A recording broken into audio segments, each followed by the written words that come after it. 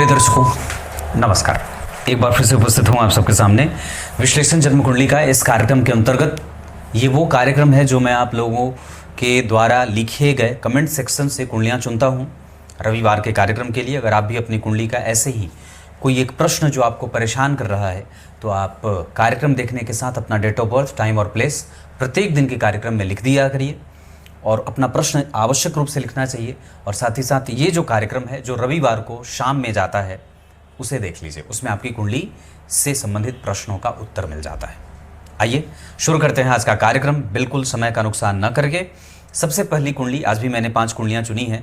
मोनिका ठाकुर, ये हैं 4 जुलाई 1995, सुबह 3:05, रामबन, जम्मू कश्मीर।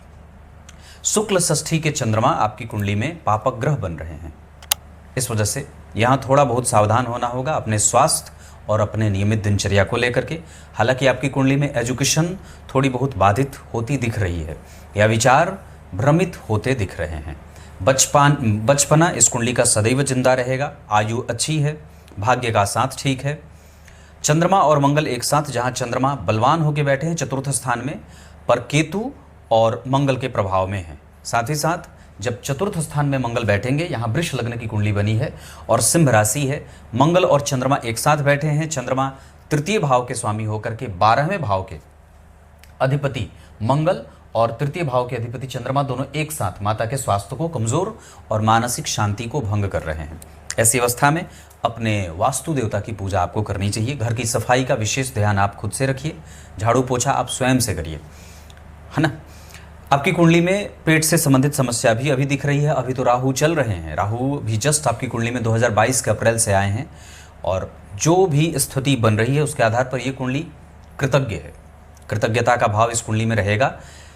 प्रेम कम मिल रहा है, रिकॉग्निशन कम मिल रही है और स्वास्थ्य से, करियर से और धन से संबंधित समस्या अभी राहु की दशा में परेशान करने वाली बन रही है। नवांशा भी आपकी कुंडली में वृष का बना है, दशमांशा भी आपकी कुंडली में वृष का बना है। एक बात और भी बता दूं कि ऐसी अवस्था में कि लग्न, नवांश और दशमांशा तीनों के लग्नेश शुक्र बनते हैं और ऐसे लोग सबसे कम अवस्था में धनवान होते पाए गए हैं। सबसे कम अवस्था में, ऐसी अवस्था में आपके रिश्तेदार, इष्ट मित्र जितने हैं उन सबसे आप कम समय में ज़्यादा धन कमाने की योग्यता लेके बैठे हैं। इस वजह से हो सकता है पढ़ाई थोड़ी बाधित हो, माता पिता के साथ मतभेद थोड़े से दिख रहे हैं वैसे, पर भाग्यशाली होने के कारण और जन्म कुंडली में शुक्र का प्रभाव ठीक ठाक है, ऐसे कोई खराब नहीं है। पर शुक्र की दशा में थोड़ी बहुत स्वास्थ्य की समस्या भी हो सकती है। वैसे आपकी कुंडली में सबसे जो अच्छी दशा आएगी वो इस कुंडली के आधार पर 2027 के 5वें महीने से आएगी। आपने प्रश्न कोई वैसे पूछा नहीं था, पर आपने लिखा था कि मैं अंतिम बार ये रिक्वेस्ट कर रही हूँ कि मेरी कुंडली चुन ली जाए, और आपने प्रश्न लिखना चाहिए था। इस कुंडली के आधार पे मैं एक बात बता दूं तो कारोबार में थोड़ी मेहनत करनी पड़ेगी। वैसे आपकी कुंडली में दाम्पत्य ठीक ठाक है, इसको और भी ज़्यादा ठीक किया जा सकता है ना। चंद्र मंगल योग के कारण और जन्म कुंडली के दशम भाव के अधिपति शनि 11वें भाव में, पिता से सुख की प्राप्ति और गुरु की दृष्टि के कारण व्यक्ति न्याय के क्षेत्र में भी, कंसल्टेंसी देने के मामले में, दूसरों को न्याय दिलाने के मामले में नौकरी या कारोबार कर सकता है। लग्न का मान बहुत अच्छा बैठा है, 13 अंश का लग्न है। इस वजह से कुंडली को कमजोर नहीं कहूंगा, कुंडली ठीक है। पेट से संबंधित समस्या आपको परेशान कर सकती है। लाजवर्थ तत्काल धारण करिए। इस कुंडली के आधार पे आप अगर चाहें तो शुक्र का रत्न ओपल तर्जनी उंगली में शुक्रवार को आवश्यक रूप से धारण कर सकते हैं। इसके अतिरिक्त देवी कवच का पाठ प्रत्येक दिन, सूर्य को अर्घ प्रत्येक दिन, रविवार को बिल्कुल ही नमक का सेवन ना करें, मंदिर का दर्शन करें। आप तो जम्मू कश्मीर से हैं, वैसे मैं ये बात बता दूं, वैसे भी आप तो जम्मू कश्मीर से हैं, इस वजह से स्थिति तो आपकी बहुत अच्छी है। खुद को प्रसन्न रखने की कोशिश करिए, दिनचर्या खराब मत करिए, वास्तु देवता की पूजा करिए। अपने घर के ऊपर बहुत ध्यान दीजिए कि वो साफ है या नहीं, है ना। बाकी की चीज़ें, अगर आपका काम नहीं बन रहा है तो काफ़ी हद तक आप गणेश चतुर्थी का व्रत भी शुरू कर सकते हैं। कुंडली जो मैंने चुनी है ये है मनप्रीत कौर, इन्होंने नाम लिखा है पर आईडी कुछ दूसरा है। वैसे मैं आईडी भी बता देता हूँ, तो आईडी है @सुख 283 और Manpreet Kaur date of birth है 1 जून 2001 और सुबह 2 बजे रात को, मतलब ये, और कोटपुरा पंजाब।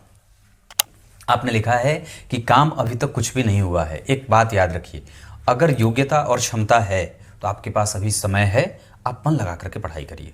आपके पास बहुत अच्छा समय अभी बचा हुआ है। आप सैनिक सेवा में जा सकते हैं। आपकी कुंडली में सरकारी नौकरी का योग बहुत अच्छा बैठा हुआ है। इसके साथ साथ आपकी कुंडली में लग्न का प्रभाव जो स्थिति बना के बैठा है, उसके साथ साथ आप बड़े भाई के साथ व्यापार कर सकते हैं। आप अपने पिता का कारोबार भी संभाल सकते हैं। इतना ही नहीं, आपके कारोबार में थोड़ी बहुत प्रतियोगिता होगी, पर इतनी बात तो है कि आप इतना बढ़िया धन कमा लेंगे कि अपने माता और पिता का भार वहन कर सके। लग्न का मान 8 अंश का है। निर्णय सही लीजिए, धर्म का पालन कीजिए, मंदिर का दर्शन करिए और दान देने की कोशिश करिए। अपने हाथों से गरीबों की सेवा करिए, ब्राह्मणों को दान दीजिए। नित्य प्रति अपने गुरु और माता पिता का सत्कार करिए। इसके अतिरिक्त लाभ भाव के स्वामी आपकी कुंडली मीन लग्न की बनती है। लग्न के अधिपति तृतीय भाव में वृष राशि में और पराक्रम भाव के अधिपति दूसरे भाव में बैठे हैं। शुक्र का धन भाव से संबंध और केतु से दृष्ट, मंगल दशम स्थान में और मित्र की राशि में, इस वजह से दशम स्थान आपकी कुंडली का अच्छा है। चतुर्थ भाव में बुध भद्र योग लगा रहे हैं, पर राहु के कारण व्यक्ति का दिमाग बहुत ज़्यादा प्रश्न करता है या बहुत सारे प्रश्न दिमाग में उठ रहे हैं, जिसका उत्तर अपने आप को जब तक शांत नहीं करेंगे तब तक शायद संभव ना हो। नवमांसा के बाद दशमांसा कुंडली में नमांश कुंडली का केंद्र खाली है। कन्या लग्न का नमांश बन रहा है, इस वजह से विवाह मिला करके करना होगा। दशमांसा कुंडली में करियर का सुख थोड़ा देर से मिलता दिख रहा है। आप विदेश भी जा करके धन कमा सकते हैं। आप लॉ के क्षेत्र में भी सफलता अर्जित कर सकते हैं। इसके अतिरिक्त आप सैनिक सेवा और प्रशासनिक सेवाओं में तो भी जाने का योग बना हुआ है। आप पूजा पाठ से संबंधित कोई कारोबार या उससे संबंधित व्यवसाय कर सकते हैं। फूलों का व्यवसाय आप कर सकते हैं। इसके साथ साथ आप कोर्ट केस कचहरी के आसपास अगर कोई दुकान हो या कोई प्रसाधन खोलना चाहते हो तो बहुत अच्छा चल जाएगा। आपकी कुंडली के लिए अभी राहु में शनि चल रहे हैं, जो 2024 के दिसंबर के बाद बदलेंगे, तब जाकर के आपकी कुंडली में एक अच्छा पक्ष जागृत होगा। मतलब 30 दिसंबर 2024 के बाद राहु में बुध का आना, और ये दोनों ग्रह जन्म कुंडली के चौथे भाव में बैठे हैं। ये माता के स्वास्थ्य को परेशान तो कर सकते हैं, पर यह बात है कि कुछ हद तक इनके अच्छे परिणाम भी आपकी कुंडली में देखे जा सकते हैं, क्योंकि नवांश कुंडली और दशमांशा चक्र में ये कुछ अच्छे बनते दिख रहे हैं। माता के स्वास्थ्य के साथ चिंताएं इस कुंडली में थोड़ी बहुत रहेंगी, वैसे सुख उनका अच्छा खासा है, ये बात आपकी कुंडली में है। इस कुंडली में 2 शुभ ग्रह केंद्र में बैठे हैं और एक दिग्बली ग्रह मंगल दशम स्थान में मित्र की राशि में बैठे हैं। दशम स्थान के अधिपति जन्म कुंडली में तीसरे भाव में और लग्न के अधिपति भी जन्म कुंडली में तीसरे भाव में, इस वजह से ही आपको थोड़ी मेहनत करने की आवश्यकता है। ब्रह्मचर्य का पालन करिए, सूर्य को अर्घ दीजिए, गीता जी के 11वें अध्याय का पाठ नियमित रूप से करिए, देवी कवच का पाठ करिए, और इसके अतिरिक्त अपनी माता से कहिए कि वो आपके लिए शुक्ल पक्ष की चतुर्थी तिथि के दिन गणेश जी की विधिवत पूजा करें। इसके अतिरिक्त लाजवर्त धारण करना चाहिए, और आप परमानेंटली इस कुंडली के लिए सदैव ही जो रत्न आप धारण कर सकते हैं वो रत्न रहेगा आपके लिए बुद्ध का रत्न पन्ना। आप पन्ना भी धारण कर सकते हैं। इसके अतिरिक्त आपकी कुंडली के आधार पे आप मोती भी धारण कर सकते हैं। क्लियर है? रविवार के दिन नमक बिल्कुल मत खाइए, मंदिर का दर्शन प्रत्येक दिन करिए और गाय की सेवा करिए, है ना। गाय को हरा चारा वगैरह का खिलाना शुरू करना चाहिए। अगली कुंडली जो मैंने चुनी है ये है अजय शर्मा जी की। ये कुंडली है 26 नवंबर 1983 सुबह 8:12 कीरतपुर साहिब पंजाब। आपकी कुंडली बनी है अजय शर्मा जी, आप तो बड़े हैं, और वृश्चिक लग्न की कुंडली बनी है। दशमांशा चक्र भी आपकी कुंडली में जो बना हुआ है उसके आधार पर कुंडली कमजोर नहीं है, पर हाँ इतनी बात आपने जो लिखी है कि बहुत सारे ग्रह जो हैं वो चलित चक्र में बदल रहे हैं, उसमें से गुरु बुध और केतु को छोड़ करके सूर्य बदल रहे हैं 12वें भाव में, शनि बदल रहे हैं 11वें भाव में, मंगल बदल रहे हैं दशम स्थान में, और ऐसे ही स्थिति है। मतलब शनि, सूर्य और मंगल बदल रहे हैं। चंद्रमा भाग्य को बल बना रहे हैं, बलवान बना रहे हैं, जबकि शनिदेव आपकी कुंडली में काफ़ी हद तक लाभ देने वाले ग्रह बन रहे हैं 70% तक, और सूर्यदेव आपकी कुंडली में आपके मन बुद्धि चित्त को स्थित अस्थित की स्थिति में लेके जा रहे हैं। मतलब वो कंफ्यूजन में लेके जा रहे हैं। पर आपकी कुंडली चरित्रवान है और आपकी कुंडली में मंगल का प्रभाव 11वें भाव का भी मिल रहा है। अब मैं आपको 2-3 बातें बताता हूं। आपकी कुंडली के चंद्रमा जो बैठे हैं वो बैठे हैं कर्क राशि में, स्वग्रही आश्लेषा नक्षत्र में आपका जन्म हुआ है। इस वजह से आपको कोई भी काम करने में थोड़ी दिक्कत होती है, आरंभ दिक्कत से होता है, पर बाद में आप सफल जरूर हो जाएंगे। मंगल के साथ शुक्र का एकादशवें भाव में बैठना और शुक्र का अकेले फिर एकादशवें भाव में हो जाना, तो शुक्र तो अकेले हैं पर मंगल जो है वो शिफ्ट कर रहे हैं दशम स्थान की तरफ। इस वजह से कम आपको आईटी सेक्टर, कंप्यूटर क्षेत्र, हार्डवेयर और मशीनरी, ये क्षेत्र ठीक रहेगा। इसके साथ साथ आपकी कुंडली में पढ़ाने का योग बहुत अच्छा बना हुआ है। आपकी कुंडली में आपने कुछ प्रश्न तो नहीं पूछे हैं हालांकि, लेकिन फिर भी आप पूजा पाठ से संबंधित, धर्म से संबंधित, आध्यात्म से संबंधित, चैरिटेबल ट्रस्ट से संबंधित, राजनीति से संबंधित, कंसल्टेंसी से संबंधित और इतने सारे काम आप आराम से कर सकते हैं। खाने पीने का काम, फलों का काम, ड्राई फ्रूट का काम और अनाज का काम भी आपकी कुंडली में बनता है। इस कुंडली में मंगल और शनि का सीधा संबंध तो नहीं बन रहा है, पर हाँ द्विद्वादश में है और अभी शनि का अंतर चल रहा है 2023 के दिसंबर के बाद, जो 2024 के नवंबर तक रहेगा। अभी आपकी कुंडली में काम करने की दशा चल रही है, खूब काम करिए।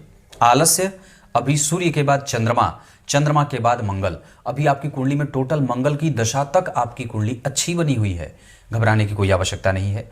ग्रह जब जन्म कुंडली में 12वें भाव में चला जाता है तो कई बार वो कमजोर परिणाम करता है। इस अवस्था में हमें अपनी कुंडली में सूर्य को बलवान बनाना होगा। सूर्य को बलवान बनाने के लिए ब्रह्मचर्य का पालन, सूर्य को अर्घ, मांसाहार का त्याग और बीड़ी, सिगरेट, तंबाकू, पान, इन सभी चीज़ों का त्याग। रविवार को नमक मैंने कहा बंद करिए और साथ ही साथ रविवार के दिन ब्राह्मण को अपने घर पे बुला करके उसकी सेवा करिए, उसको भोजन दीजिए। इसके अतिरिक्त अगर हो सके तो लाल चंदन की माला गले में धारण करिए, लाल चंदन का वृक्ष लगा सकते हैं, अशोक का वृक्ष लगा सकते हैं। इसके साथ साथ गेहूं दान करना चाहिए और चने की दाल ब्राह्मण को दीजिए। क्लियर है? इस कुंडली के आधार पे आप माणिक धारण करिए, ज़्यादा बढ़िया रहेगा। आप मूंगा धारण कर सकते हैं, ज़्यादा बढ़िया रहेगा। मोती धारण कर सकते हैं, ज़्यादा बढ़िया रहेगा। जो इच्छा आप धारण कर लीजिए, तीनों मैंने कहा है, आपको जो बन पड़े कर लीजिए। गुरु का रत्न पुखराज भी आपकी कुंडली के लिए बहुत अच्छा परिणाम देगा। तो मैं समझता हूं कि कारोबार में न्याय प्राप्त करने के लिए, अपना परिणाम जो नहीं मिल रहा है उसकी प्राप्ति के लिए आपको देवगुरु बृहस्पति का रत्न पुखराज दाहिने हाथ की तर्जनी उंगली में, इंडेक्स फिंगर में गुरुवार को धारण करना चाहिए। जितना ज़्यादा हो सके शुद्ध रहिए और अपने आप को मजबूत इच्छा शक्ति का बनाइए। ब्रह्मचर्य का पालन आपको आगे लेके जाएगा, है ना। दाम्पत्य में मतभेद थोड़े बहुत दिख रहे हैं, पत्नी खर्चीली हो सकती हैं, लेकिन वैसे शारीरिक संबंधों में कोई ग्रहण वगैरह नहीं लगा है, इस वजह से बहुत ज़्यादा चिंता की बात नहीं है। आप कामोत्तेजक भावनाओं से उतने प्रभावित भी नहीं है। क्लियर है? कार्यक्रम हमेशा देखा करिए। अगली कुंडली जो मैंने चुनी है ये है किशन, नाम है इनका, और @किशन SEWAG 3944 3944। प्रश्न आपने पूछा है, पहले डेट ऑफ बर्थ बता दूं, 10 नवंबर 1987 और दोपहर में 3:45, बीकानेर, राजस्थान। आपने पूछा मेरा विवाह नहीं हो रहा। देखिए एक बात बताता हूँ, आपकी कुंडली के लग्न में गुरु और राहु बैठे हैं, इस वजह से थोड़ा भ्रम तो होगा, और वहाँ पे गुरु ठीक हैं, इस वजह से मैं उन्हें कष्टदायक नहीं कहूँगा। हालांकि लग्न में राहु खराब नहीं होंगे, भाव के स्वामी के साथ बैठे हैं। मीन लग्न की कुंडली बनी है, वृश्चिक का नवांश बनेगा और मीन का दशमांशा बनेगा। सप्तम भाव आपकी कुंडली का कमजोर हो रहा है, लग्न कुंडली का मंगल और केतु के कारण, और दूसरा एक भाव आपकी कुंडली में कमजोर हो रहा है, जन्म कुंडली का दूसरा भाव, द्वितीयेश सप्तम भाव में बैठे हैं, इस वजह से कई बार ये दिक्कत होती है। साथ ही साथ आपकी कुंडली के नवांश चक्र में द्वितीय भाव का स्वामी राहु और केतु के संपर्क में आ रहा है। नवमांसा चक्र में विवाह होगा ऐसा नहीं है, शुक्र और बुध लग्न में बैठे हैं, आपकी कुंडली में थोड़े देर से विवाह के योग बने हुए हैं।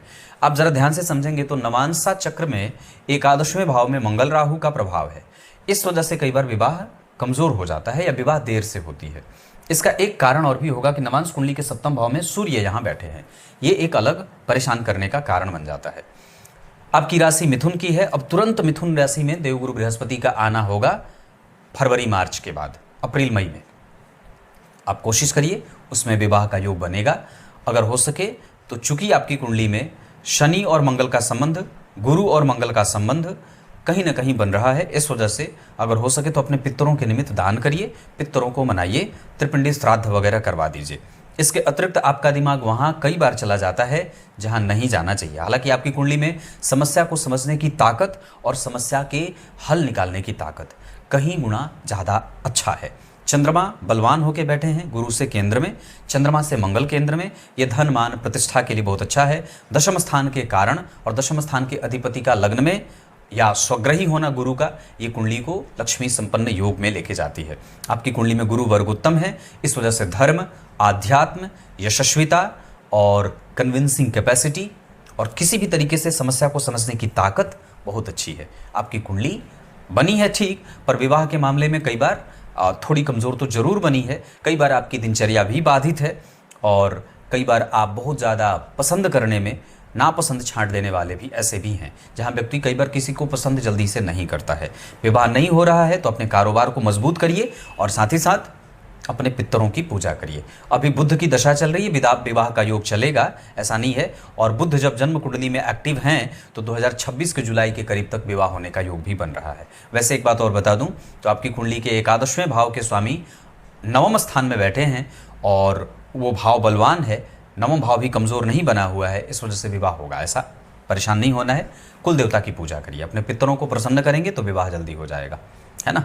इसके अतिरिक्त अगर हो सके तो घर में बुला करके ब्राह्मणों को थोड़ी अमावस्या के दिन उनको दान दीजिए, अमावस्या के दिन उनकी सेवा करिए, उनको पकवान बना करके घर में अपने हाथों से खिलाइए। बुद्ध की गणेश जी की पूजा करिए, गणेश चतुर्थी का व्रत आप शुरू कर सकते हैं। पीपल के वृक्ष के पास जा करके अपने पितरों के निमित्त शनिवार को दीप दान कर सकते हैं। इसके अतिरिक्त किसी मंदिर का दोना आरंभ करिए और बजरंगबली की पूजा भी आप कर सकते हैं। ये दोनों चीज़ें हो सकती हैं। अगर हो सके तो आप चंद्रमा का रत्न मोती या बुद्ध का रत्न पन्ना भी धारण कर सकते हैं। वैसे अल्टीमेटली इस कुंडली में जो सबसे ज़्यादा बेहतरीन रत्न होगा वो देवगुरु बृहस्पति का पुखराज होगा। सोने में गुरुवार के दिन तर्जनी उंगली में धारण करना चाहिए। लग्न का मान आपकी कुंडली में 14 अंश का बैठा है, इस वजह से आप कम से कम सोफिस्टिकेशन में आगे हैं। शुक्र और शनि नवम भाव में दो मित्र बैठे हैं। नवांश कुंडली में नवम भाव पे गुरु और चंद्रमा दोनों का प्रभाव है, इस वजह से विवाह में या विवाह के बाद की स्थिति ठीक रहेगी। होने में ही जो दिक्कत है सो है। नवांश कुंडली में एकादशवें भाव में मंगल बैठे हैं और द्वितीय भाव पे उनकी दृष्टि है, पंचम भाव पे भी उनकी दृष्टि है। इस वजह से मंगल जब जन्म कुंडली के दूसरे भाव से संबंध बना लेते हों या राहु और केतु के संपर्क में हो जाते हों तो विवाह में दिक्कत होती है, लेकिन हो जाएगा, घबराइए मत। अगली कुंडली और अंतिम कुंडली है इस कार्यक्रम की। रोहित नाम है इनका और सनातनी रोहित लिखा है आपने, आईडी है आपकी 21 दिसंबर 1998 00:30 सुबह में, दिल्ली सहादरा। आपने लिखा भगवान शिव में आपकी बड़ी प्रीति है, बहुत अच्छी बात है, और आप जो काम करते हैं वो सफल नहीं होता है। भगवान आपकी कुंडली कन्या लग्न की है और पीछे आपको जो दशा चली है वो मंगल की चली है और मंगल इस कुंडली के लिए होते बड़े खराब हैं। कन्या लग्न की कुंडली में वो लग्न में ही बैठे हैं, हालांकि फिर भी ठीक है कि लग्न में बैठे हैं, पर अष्टमेश और तृतीयेश होकर के जब लग्न में बैठेंगे तो आपका काम रोकना चाहेंगे, इसी वजह से ऐसी बात है। खैर जो भी हुआ, 2023 के जनवरी के बाद आपको राहु की दशा चली आई और इस कुंडली के लिए राहु एकादशवें भाव में बैठे हैं और चंद्रमा जन्म कुंडली में चतुर्थ स्थान में। तो यहाँ पे बैठे तो चंद्रमा भी ठीक हैं, बैठे शुक्र भी ठीक हैं, पर सूर्य जो वहाँ बैठे हैं इस वजह से आपके मन को शांत नहीं रहने देते हैं। और जरा सोच के देखिए कि आपकी कुंडली का लग्न जो बैठा है वो 7 अंश का बैठा है, इस वजह से व्यक्ति बचकानी हरकतें करता है। बुध आपकी कुंडली में वृश्चिक राशि में बैठे हैं, राहु से दृष्ट हैं और कन्या लग्न की कुंडली बनी है। तो बुध यहां बैठ गए, राहु से दृष्ट हो गए, तो अब बुद्धि जो है वो काफी भ्रमित है और संशयात्मक भी है। गुरु के साथ उनका जो संबंध बन रहा है बुध से गुरु का, वो न्यूट्रल हो रहा है। इस वजह से व्यक्ति सत्य और असत्य को समझने में उसको दिक्कत होती है। उसके सामने जो जैसे आता है वो उसको वैसे ही देख लेता है, जबकि उसके अंदर की दृष्टि सामने वाले के व्यक्तित्व को पहचान नहीं पाती है। तो हमें एक्चुअल में थोड़े से अपने आप को प्रैक्टिकल माइंडसेट के साथ आगे बढ़ना है या थोड़ी गंभीरता दिखाने की आवश्यकता है। मन को शांत रखिए, प्राणायाम करिए, नींद अच्छी लीजिए, घर की सफाई स्वयं से करिए, कुल देवता की पूजा करिए, सूर्य को अर्घ दीजिए, लाल चंदन की माला गले में धारण करिए, सूर्य को पीले पुष्प की माला रविवार के दिन धारण करिए, ओम आदित्याय नमः का जप करिए, सूर्य प्रणाम जिसे सूर्य नमस्कार साष्टांग जिसको बोलते हैं वो प्रत्येक दिन किया करिए, कम से कम 8 बार सूर्य नमस्कार का जो व्यायाम होता है वो। इसके अतिरिक्त आपकी कुंडली में एकादशवें भाव में राहु का और जन्म कुंडली के 6वें भाव में गुरु का, ये जो संबंध बन रहा है ये आपको 2028 के फरवरी तक अभी अनुभव देने का काम करेगा। इस वजह से अभी अगर कोई भी काम मिले उसको स्वीकार करके आगे बढ़ जाइए। भगवान के मंदिर को धोना शुरू करिए। दशमांसा कुंडली के आधार पे आप धन कमाएंगे, इसमें कोई संदेह नहीं है और मैं ये गारंटी से कह सकता हूं। इसके अतिरिक्त एकादशवें भाव की जो स्थिति दशमांसा चक्र में बनी है वहां से भी आपकी कुंडली धन कमाएगी। भगवान पे विश्वास रखिए। आप काम गलत नहीं कर रहे हैं तो सफलता तो निश्चित रूप से मिलेगी। देर होता है, कई बार दशाएं कमजोर होती हैं तो परमात्मा भी कई बार हमारे साथ नहीं खड़े होते हैं, क्योंकि वो हमारे कर्तव्यों का तो बोध हमें कराते हैं पर परिणाम में वो कुछ भी नहीं कर पाते। इस वजह से वो कई बार हमें हमारी दशाओं के कारण चुप हो जाते हैं। बस हमारी बुद्धि वो ठीक रखें, यही हमें प्रार्थना करनी चाहिए। कहने का अर्थ है कि मंगल की दशा पीछे बीती, वो आपकी कुंडली में कमजोर थे या लग्न में बैठ करके आपको भ्रमित कर रहे थे, या फिर कई बार उन्होंने क्या किया कुछ समझ नहीं आया। राहु की दशा आप चल गई है जो आपको कई बार आपके चंद्रमा को पीड़ित कर रहा है, आपके बुध को पीड़ित कर रहा है, गुरु को पीड़ित कर रहा है, क्योंकि उनके साथ उनके संबंध अच्छे हैं नहीं। इस वजह से भी कई बार ये दोषयुक्त हो जाता है। तो अगले 4 वर्ष तक 2028 के फरवरी तक सामान्यतया कोई भी काम आप कर सकते हैं। नीच के शनि अष्टम भाव में भी खराब नहीं होते और गुरु जन्म कुंडली में 6वें भाव में। स्वास्थ्य का ध्यान रखिए और ऋण वगैरह देने का और लेने का काम बिल्कुल भी मत करिएगा। आपकी कुंडली में लग्न ठीक बना है, कोई कमजोर नहीं है। इस वजह से इतने सारे उपाय, गीता जी के 11वें अध्याय का पाठ प्रत्येक दिन किया करिए और मंदिर का दर्शन तो करते हैं, साथ ही साथ मंदिर को धो देने का काम भी करिए। वहीं बैठ करके ये सारे काम कर लीजिए। गीता जी का 11वां अध्याय, ओम आदित्याय नमः, सूर्य नमस्कार आदि ये सारे काम आप वहीं करिए। किसी से संकोच करने की कोई आवश्यकता नहीं है कि लोग देखेंगे तो क्या कहेंगे। लोग देखेंगे आपकी सफलता, आपके काम कोई नहीं देखे। ये बात हमेशा याद रखनी चाहिए। कुछ इसी तरीके से आज के इन 5 कुंडलियों का समापन करते हैं जो अध्ययन मैंने किया है। अगर आप 5 ने अपनी कुंडली देख ली है तो मुझे कमेंट सेक्शन में जरूर लिख दें कि हाँ मैंने कार्यक्रम देख लिया है, और बने रहें हमेशा। तब तक के लिए बहुत बहुत नमस्कार।